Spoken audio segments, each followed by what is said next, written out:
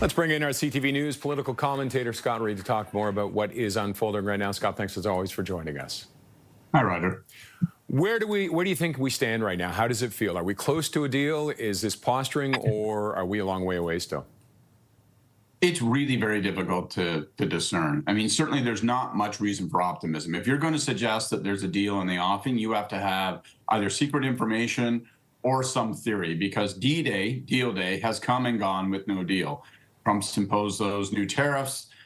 He's accompanied that with an ocean of misinformation, outright lies about the way in which Canada and U.S. trade work, about our efforts on border security, fentanyl, and so forth. So you do really wonder, if you can't even agree on basic facts and truth, how do you come together and form any kind of agreement that's going to be solid, reliable, or sturdy? And even we heard last night from Trump saying that he was open to having conversations with the Prime Minister.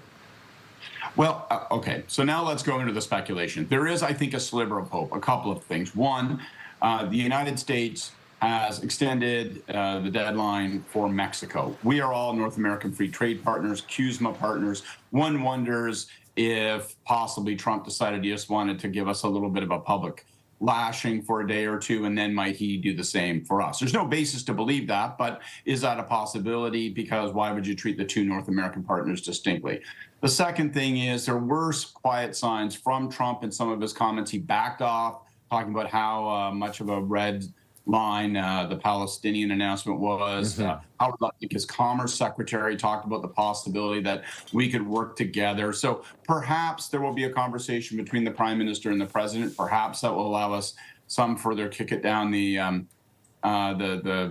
alley deadline. But ultimately, I think the question we have to start to worry ourselves now is, if most of our trade is protected by CUSMA and CUSMA needs to be renegotiated next year, what of CUSMA? Is Donald Trump going to come for that free trade agreement next? Is he going to try to dismantle it? Because he will, in his own colorful way, characterize it as terribly unfair and injurious to the United States. What does Canada do at this moment? We've got Ontario Premier Doug Ford saying 50% tariffs, hit them hard. Does Canada come at them like this, or do we sit back for a second? I doubt that we're going to hit them with a new raft of retaliatory tariffs. I think, if I'm the Prime Minister, I don't mind those voices calling for harder action. Pierre Poilievre also out saying we need to stand our ground. It puts some tension into the negotiations. The Prime Minister can point to these voices in Canada and say, look, White House, this is a political challenge here. My guess is there will be some conversations. Maybe we'll see if there's a breakthrough in the next day or two. If not, then I think we could be into a period of drift with respect to the state of trade talks. And then you start to think about things like those sectors that are most affected. Remember, 90% of what we trade in the United States is unaffected by these new tariffs. But we know aluminum and steel are being hit hard with separate tariffs. We know the auto sector is being targeted with an absolute zeal by the president. So will the Prime Minister move? Will he make policy announcements for income support, industry support for those that are uniquely affected? Try to help fortify those industries as we weather this period.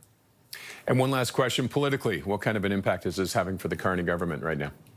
I think that's going to be really interesting to see. Expectations have been so low over the course of the past week, as we've seen these outbursts from the president, as we've seen the way he's treated other countries as well.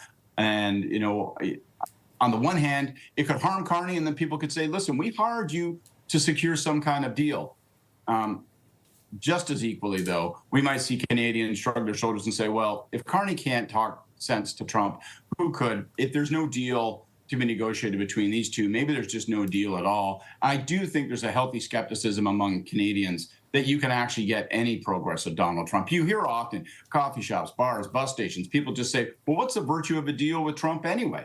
He doesn't keep his word. He can't be relied upon. So in that sense, it may give the Prime Minister some latitude where he doesn't pay the political price that he might otherwise. Okay, Scott, always a pleasure, sir. Thank you. Thanks a lot. CTV News political commentator Scott Reid.